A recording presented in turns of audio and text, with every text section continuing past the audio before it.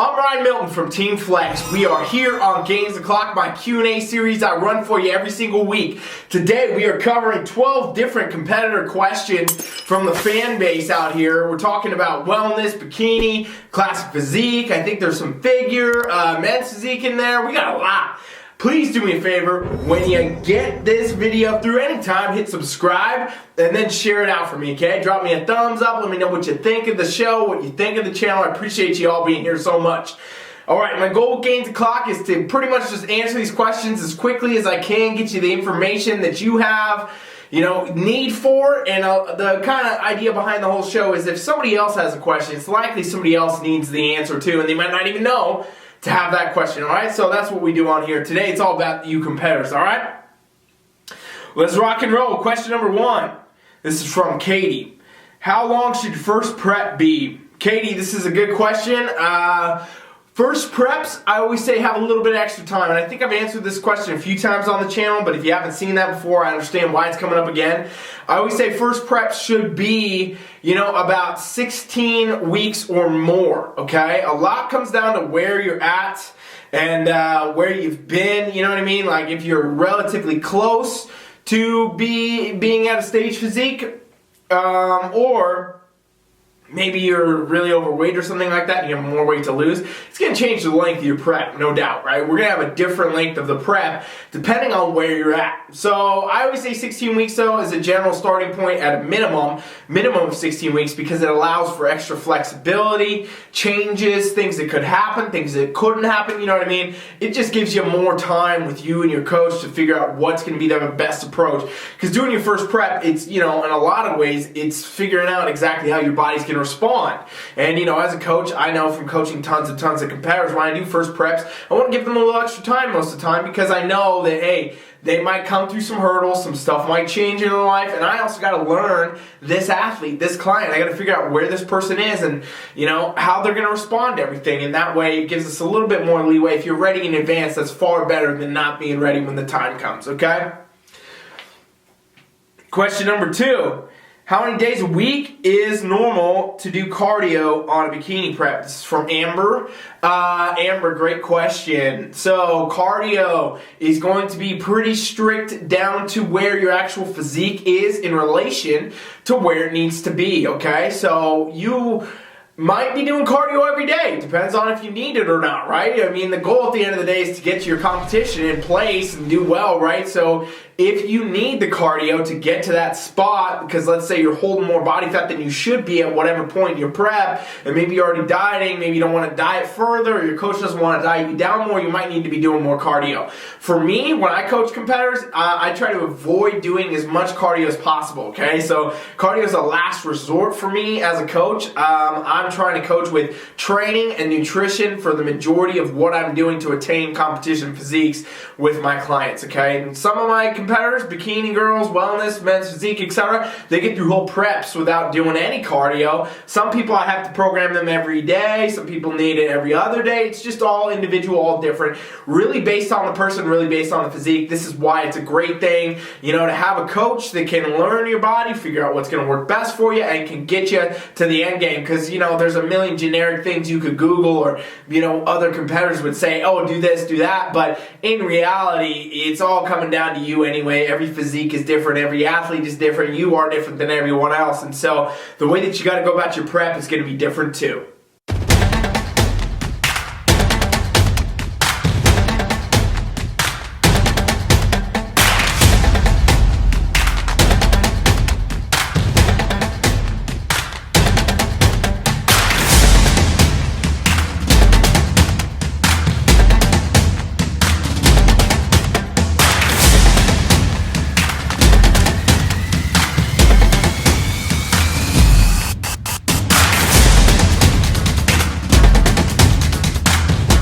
Alright, question number 3, fam. Gainz the Clock, thanks for being here. Please make sure you subscribe if you have not yet. I'm 8 weeks out and I don't feel lean enough for my competition. Should I be freaking out? This is Jessica. Jessica, I'll tell you straight up, this does happen to a lot of people. I'm going to say that you're probably a first-timer or you're a beginner in general, because 8 weeks out from your competition is so far out from your competition. But people, for some reason, do freak out when they start to get closer, even at 8, 12 weeks, whatever. If you're doing a longer prep and you're at 12 weeks, you might think, oh no, I'm not where I need to be. But in reality, the goal of a competition is to bring your best physique on competition day. It's not to have your best physique 8 weeks out, okay? So, in reality, you're not going to be at all relatively close to where you should be on stage day 8 weeks out, even 4 weeks out, down to even the last 10 to 14 days, you're going to probably not be in the physique that you're going to be in on stage, So that's something you really want to pay attention to as a competitor, is make sure, hey, you don't have unrealistic expectations for where you should be in different parts of your prep, because in reality, depending on where you're at, how many weeks out, that's going to be a point that you need to be at for sure for that amount of weeks. But it's not a competition day physique, and it's not likely you're going to feel stage ready 8 weeks out, 4 weeks out, or even maybe 2, right? So your goal should be to come in to your physique and your best physique on competition day, because that's what matters. It doesn't matter where you're at 8 weeks, 4 weeks, 2 weeks, even out. It's going to matter what shows up on comp day. So really important that you make sure you understand that as a competitor, otherwise you'll get in your own head and you'll do the wrong stuff. This is why it's great to have a coach, somebody like me, right? If one of my clients does this, which they do all the time, let me be honest, they'll come at me and be like, hey, I'm not feeling ready, I'm not feeling good, I'm not feeling here and there. And I'm going to say, you know what? Stick to the fucking plan, okay? Zip your mouth, stick to the damn plan, because I already know where you should be, and you're actually where you should be, even though you don't feel it. It's going to pay off, right? And so you got to have somebody that's going to keep you in line when your brain goes on you, because it will. It's part of the process. You're going to second guess everything. You're going to be concerned all the time about where you're at. And at the end of the day, if you make it or you don't, will come down to if you can be consistent despite the thoughts that are in your damn head, all right? Hope that helps you out there, Jessica. Okay, question number 4. This is from Melissa. I've been doing the same meal plan for 4 weeks straight, and I'm getting so bored, but my coach won't change it. Is this normal? Melissa, I will say I don't even put people on meal plans for the most part. As a TeamFFLEX coach, we're not doing that. We do macros for the most part, let people have more variety, let them have more flexibility, let them, kind of pick their own meals most of the time. Now, if somebody on our team wants a meal plan, yeah, we'll build one. But is it going to stay the same for, how long did you say? You've been on it for 4 weeks straight. Yeah, I mean, no, I wouldn't do that. I would say that's not normal. I would say that's normal if you have a very not dedicated, on the lower tier kind of side of coaching and coach. Like if you have a coach that's not fully invested in you and trying to get you your best, and maybe you try to cut corner. I don't know who your coach is. Maybe you try to hire a cheaper coach or something like that. Well, that's what you get. You get these generic kind of PDF meal plans and these other things, and then they don't change it for you. They're barely, coaching you at all. In reality, you paid to get a program that was sent out to a bunch of other people at the same time, whatever. It's just not really worth it. What you need to have is a custom meal plan. If you're going to do a meal plan, a macro approach is even better, but it's the customization, the customized training, customized nutrition, the customized prep is what's going to get you your best physique. There's no doubt about that. Like I keep saying, and I feel like I say it every day of my life, everybody is different. So with that, you got to understand the way you got to train and you got to eat is going to be different. So these generic, here's a bikini competitor plan, here's a figure competitor plan, well, that doesn't really pay off. It's going to get you some results, maybe. Yeah, sure, sticking to any meal plan is better than none. But at the end of the day, is it built for you? Is it going to bring your best? Probably not. And so I would say, you know what? It is normal if you didn't get a coach that's dedicated to you and your goals. And if you really, should it be a normal thing? No, it shouldn't. It should not be a normal thing. What you should have is a highly variable plan that's going to be adjusting with you, adapting with your progress based on your check-ins, based on your measurements, etc., to make sure that you're getting the absolute best out of it, okay? So that's what I would say there, Melissa.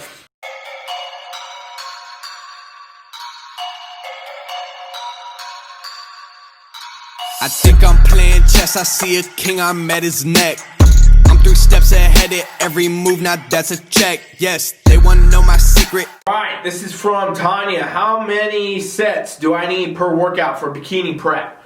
This is actually a good question because a lot of competitors, people trying to get ready for shows, way overtrain, especially bikini competitors, because they think that they have to attain these crazy amounts of muscle. But in reality, it's not a crazy amount of muscle you got to have in bikini. You want to have shape, you want to have the right proportions, but you don't need an insane amount of muscle. This is not like figure or women's physique or anything like that, right? It's not a super muscular division, but you do need the shape. But so I feel like I'm going to say the same thing again. I don't want to say the same exact thing. First thing I will say real quick, and then I'm going to get off of it, is you got to have something built for you. So it depends on where you're at. Depends on where your physique is, okay? I feel like I say this all the time, and I do. I've already said it like 8 times in this video alone. You got to have custom stuff. This is why I tell you. This is why at TeamFFLEX we do everything custom. In fact, if you want to experience that, go to TeamFFLEX.com right now. Anybody watching this, you can try a free trial. Just put your email in. It's custom for you. But in reality, you know, you got to think about the fact that every workout's going to be different. Everything needs to be different. It's all going to be built for you. If you want a generic answer, I would say you probably need, you know, between 8 to 10 exercises, 3 to 4 sets. And that will be a good ballpark to start with. Now that depends on how you split your days. That depends on if you're trying to do one muscle a day, you're doing a couple, you're doing a push-pull. All these things come into play, so I'm sorry I can't give you a better answer. If I had more information on you, Tanya, I could help you more. I strongly encourage you to just go to my website and I'll talk with you about this there. TeamFFLEX.com, subscribe, free trial, and we'll get you on the other side. Alright, question number 6 is from a men's physique competitor here, James. I'm doing men's physique this season. How high should my arms be in the back pose? I've seen a lot of conflicting things online. Great question, James. Arms on your back pose, you want to actually keep your lats kind of, you know, drawn in more. So you want to have your arms kind of teetering down a bit. Okay? A lot of for a while, men's physique posing was like going straight out. The arms were like way up here, and that was almost getting to be the point where you looked like you were an airplane, okay? You know, those competitors out there, and it was narrowing the lats. That's what the issue was. The judges, you know, looking at you from the back when you got your arms way up, it actually narrows your lats. So you actually want to draw down more, right? And keep your arms more at an angle so you can flex the lat and show that taper, because that's what the scoring is really, you know, heavily on right there in the shape proportion of the back pose for men's physique. So don't put your arms up too high. I know there's a lot of stuff that's conflicting, a lot of pictures that look conflicting, a lot of pros doing a lot of different stuff. I know from speaking with some of the top level judges that they definitely want to see you draw your arms down more, bring the lat shape through, because that's what they're looking at, okay? So don't put your arms up too high. Question number 7. How much ab definition should I have in wellness? This is from Amy. Okay, wellness is coming up. It's been going. It's, you know, we only got one comp under the belt right now for that, but there's a lot more coming, and a lot of questions have been about this. Where's the ab definition and things like that got to be? Well, for the abs, it's actually not a super score area, just like it isn't in bikini, okay? So abs can either help you or hurt you. You don't need them either way. What you got to worry about in wellness and bikini, for that matter, we can just kill 2 birds, 1 stone. The abs are the same deal here, where they want to see you have a flat stomach, you know, but they're not trying to look for a 6-pack. You're not getting scored on a 6-pack. In fact, if you are showing a really lean 6-pack, a lot of times that can score you down in both bikini and wellness, because it kind of shows overall that maybe you're too conditioned for that division. The conditioning for both of these should be pretty on par, right? We're obviously looking at more leg development, more glute development, etc. in wellness than in bikini, but as far as conditioning goes, these should be pretty on point, meaning, hey, we're not looking for the striations. We're not looking for the separations. We're not looking to see all your muscles. They want to see your shape, your symmetry, your size, your proportion with the right level of conditioning, which is a softer level of conditioning for these divisions, okay? So you don't want to show too much muscle, otherwise it's going to score you down. So with that, the abs can hurt you a lot of times if you're actually too lean there, because it kind of gives a hint to the judges, okay, she's showing a 6-pack. Well, that might mean she's too lean. Now let me look at these areas. Oh, that is too lean. Score down, right? So that can actually hurt you more than help you most of the time. Since the abs are not something they're specifically looking at or scoring, for that matter, like, oh, does she show 2, 4, 6 abs? It's not a factor. You got to have a flat stomach, and then you got to know how to present well. The oblique is something that's a little bit different. You do want to show an oblique soft cut most of the time in these divisions, but other than that, it's not super important. Don't focus too hard on the abs. Don't try to bring in really hard conditioning in the abs either, because it can honestly score you down.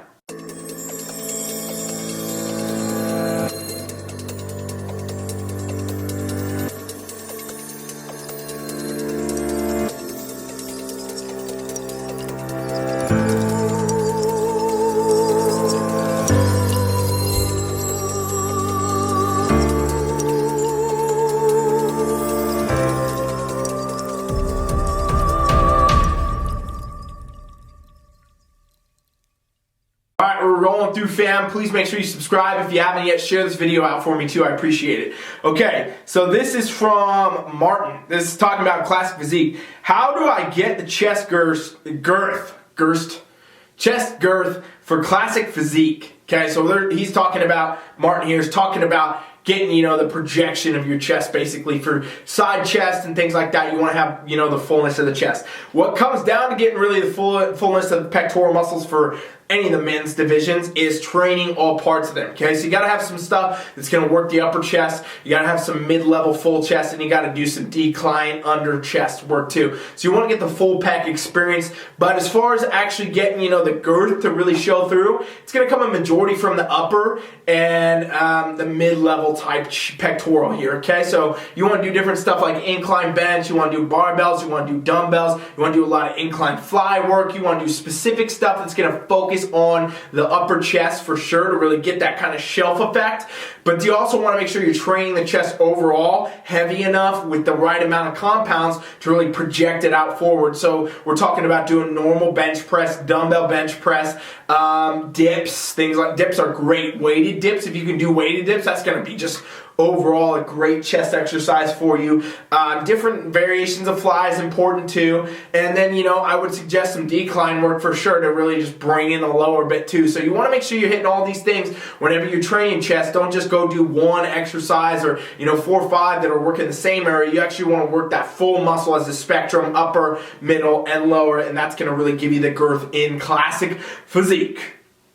Question number 9. Do you suggest meal plans or macro plans while on prep? Tina. I kind of almost answered this way back in question 1, I feel like, but I'm going to reiterate it. Tina, the answer is I suggest doing macros, okay, which is contrary to what a lot of prep coaches would tell you, I know, because they want to send you the one fucking meal plan they send everybody, but I suggest doing macros because it allows for flexibility, variability, and better results overall. People can adhere to their nutrition better when they control it, right? If I give somebody a meal plan and say, here's your 6 meals a day, I want you to eat this every day for the rest of the prep, well, it's likely that person's, for one, probably going to get stuck in some type of a healthy eating disorder is what I call it, healthy eating disorder, where they get eating these 6 meals and then when the prep's over, they can't figure out how to eat normal food again because they've only been eating one thing, and now they're convinced in their mind that anything else is bad for them, right? That's something that happens. It's a huge issue for a lot of competitors, actually.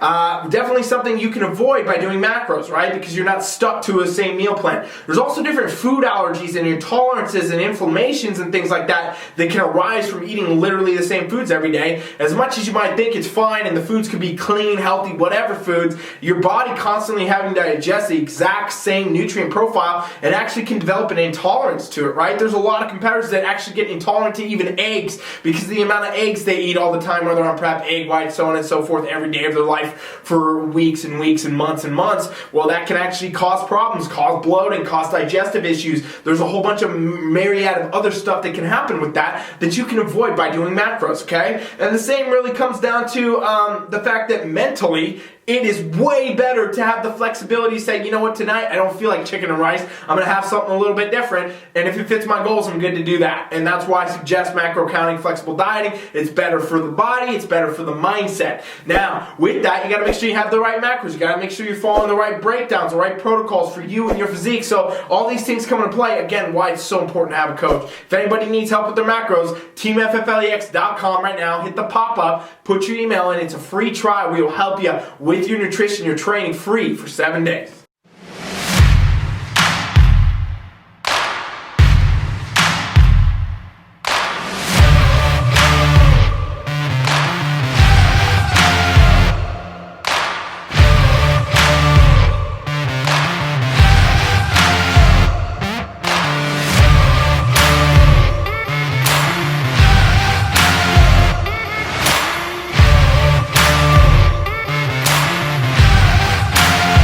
Question number 10 is from Michael.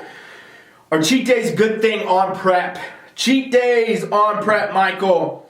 It depends on who you are and what you're doing. First thing I want to say there. Secondly, I would suggest against cheat days because in general, it's just not the best form of going about your nutrition protocol. What I do suggest is flexible dieting. So having a little bit of the ability to choose your foods, maybe fit in some of your cheat foods, even daily if you wanted to, but in the right amount that fits your macro goals. Cheat days almost encourage in a lot of ways a binge eating type disorder, because basically you're adhering to a very strict diet for X amount of days, and then you're going to go off on a cheat day and eat whatever you want, then feel like shit, recover from it, go back to your other nutrition and wait for the next one. And that's just not a healthy thing to train for your body or for your mind. So I suggest flexible dieting where you can fit little bits in, instead of eating a pizza with 24 slices, you have one piece of pizza on Monday night or something like that, and it fits into your goals, and so it doesn't do a lot of damage. Because the research does show with nutrition, what we're looking at that works the best is adhering to the right calories, the right macros. How you do it with what foods matters less than, the fact that hitting your actual calories and macros is what gets the results, okay? So that's why I suggest flexible dieting. I'm not a huge advocate of cheat days. Refeeds, I do suggest those sometimes for certain competitors. It's something different though. It's not a cheat day. A refeed is a calculated approach to increasing a specific macro or calories overall for a specific desired result. A cheat day is basically just a free-for-all, fuck it, go have whatever you want. And it's not something I strongly encourage for people that are on prep especially, but just in general. All right? Question number 11 right here. We got 2 more to go. How do I figure out what suit cut to get for bikini, Ashley?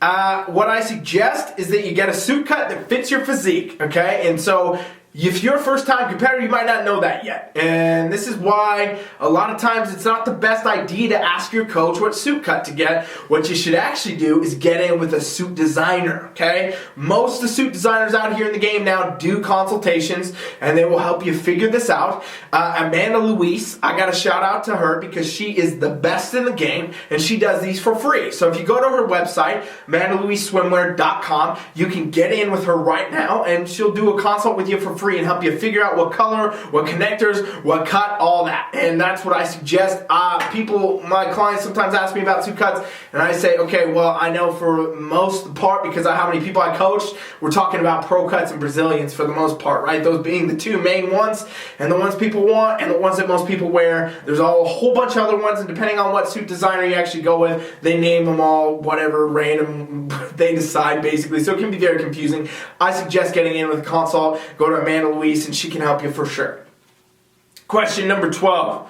Should I train legs for men's physique? And this person wanted to remain anonymous, probably because, men's physique gets some bad reps sometimes for not training legs. But all the men's physique competitors I train do train legs, okay? I think it's important still, even though it's not necessarily being scored right. They make you wear the board shorts because I'm not looking at the quads, so on and so forth. It does help to have balance in the physique, I believe, as a coach, more so than not at all, right? Sometimes we see men's physique competitors that literally you can tell they do not train any legs, and it just looks a little bit ridiculous sometimes, and the balance is just totally off. Balance is already pretty off in men's physique as it is, you know what I mean? Meaning, like, we're not looking at the legs, they're not looking at the thighs compared to the shoulders, so on and so forth, like they do in bodybuilding and other divisions, but they're still looking at, you can still see the calves, and it is a more balanced, more symmetrical, just overall a more,